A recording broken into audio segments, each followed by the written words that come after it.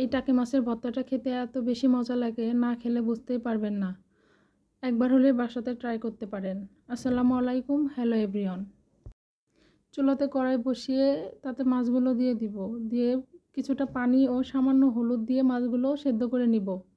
যতক্ষণ না পানি টেনে আসে ততক্ষণ পর্যন্ত সেদ্ধ করে নেব। মাছগুলো সেদ্ধ হয়ে গেলে নামিয়ে ঠান্ডা করে নিব। ঠান্ডা হয়ে গেলে মাছগুলোর কাঁটা ভালোভাবে পরিষ্কার করে নিব।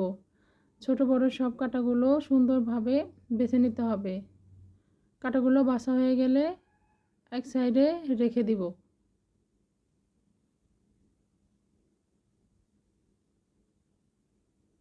তারপর চুলাতে আরেকটা কড়াই বসিয়ে আমি তাতে কিছুটা কাঁচামরিচ, রসুন, সামান্য পরিমাণে আদা ও পেঁয়াজ দিয়ে ভেজে নিব। সামান্য সরিষার তেল দিয়ে ভালো করে ভেজে নিব। ব্রাউন কালার আসা পর্যন্ত পেঁয়াজগুলো ভালো করে উল্টিয়ে পাল্টিয়ে ভেজে নিতে হবে। হয়ে গেলে পেঁয়াজগুলো উঠিয়ে রেখে দিব। তারপর ওই কড়াইয়ে মাছগুলো দিয়ে দিব। দিয়ে সামান্য সরিষার তেল দিয়ে ভালো করে ভেজে নিব। একটু লালচে কালার হওয়া পর্যন্ত মাছগুলো সুন্দর করে ভেজে নিব। একটু সময় নিয়ে মাছগুলো ভেজে নিতে হবে। মাছগুলো ভাজা হয়ে গেলে উঠিয়ে নিব। এই ভর্তাটা পাটায় অনেক বেশি মজা লাগে। তার জন্য কষ্ট করে হলেও একটু পাটাতেই বেটে নেওয়ার চেষ্টা করবেন। মাছগুলো পাটাতে দিয়ে ভালো করে মিহি করে বেটে নেব।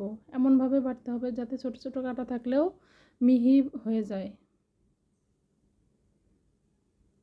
মাছগুলো কয়েকবার করে ভালো করে বেটে নিয়ে তাতে আমি পেঁয়াজ, কাঁচামরিচ, রসুন ও আদা ভাজা দিয়ে দিব। দিয়ে আবারও ভালোভাবে বেটে নিব। সবগুলো উপকরণ একসাথে ভালো করে মিহি করে বেটে নিতে হবে।